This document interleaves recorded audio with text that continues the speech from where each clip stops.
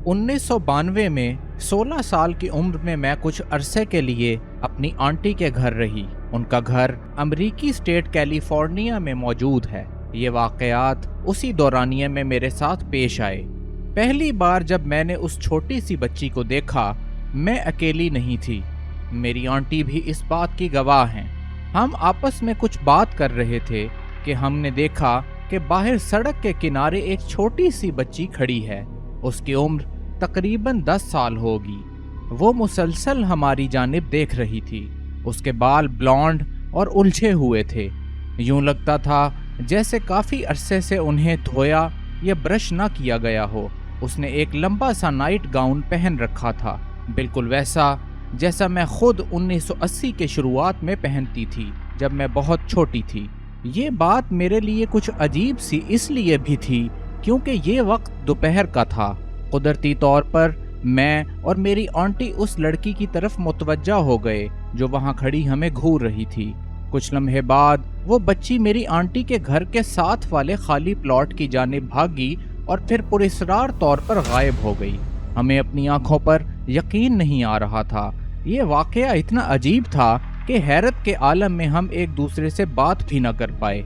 कुछ अरसा गुजर गया और ऐसा कोई वाक़या पेश ना आया।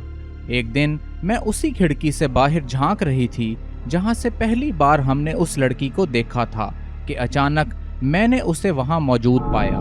पिछली बार की तरह इस बार भी वो टिकटिकी बांधे मुझे घूर रही थी। यूं ही चंद मिनट हम एक दूसरे को देखते रहे कि वो फिर से उसी जानिब भागी और यकायक गायब हो गई। इस मर्तबा मुझे मुकम्मल यकीन हो चुका था कि ये मेरा वहम हरगिज़ नहीं। इस वाक़ये ने मुझे उसके बारे में सोचने पर मजबूर कर दिया।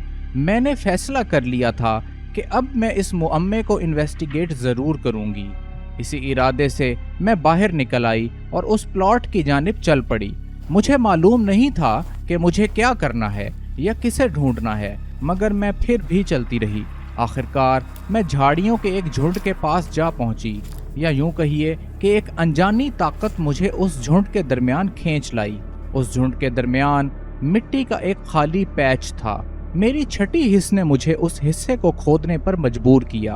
पास ही मुझे एक छड़ी दिखाई दी जिसकी मदद से मैंने मिट्टी के उस हिस्से को खोदना शुरू कर दिया। ऐसा महसूस हो रहा था जैसे ये काम मैं खुद नहीं कर रही बल्कि मुझसे करवाया जा रहा था। मुझे ये सब काम करना याद तो है, मगर मैं ये क्यों कर रही थी मुझे कुछ मालूम नहीं। खुदाई के दौरान आखिर वो छड़ी किसी चीज से टकराई जो कि मिट्टी या पत्थर नहीं थे। मैंने देखने के लिए छड़ी को बाहर निकाला तो देखा कि छड़ी की नोक पर कपड़े का एक टुकड़ा उलझा हुआ है। कुछ देर गौर करने के बाद मुझ पर यह इंकिशाफ हुआ कि बिला शुबहा कपड़े का यह टुकड़ा उसी नाइट गाउन से मिलता जुलता है जो उस छोटी सी बच्ची ने पहन रखा था। खौफ के मारे छड़ी मेरे हाथ से गिर पड़ी और मैं वापस अपनी आंटी के घर की जानिब भागी। मुझे कुछ समझ नहीं आ रहा था कि मैं इस बात का क्या मतलब अखज़ करूं और इससे आगे क्या कदम उठाऊं। उस वक्त तो मैंने सिर्फ इतना किया कि फिर उस खाली प्लॉट की तरफ देखने की हिम्मत न की।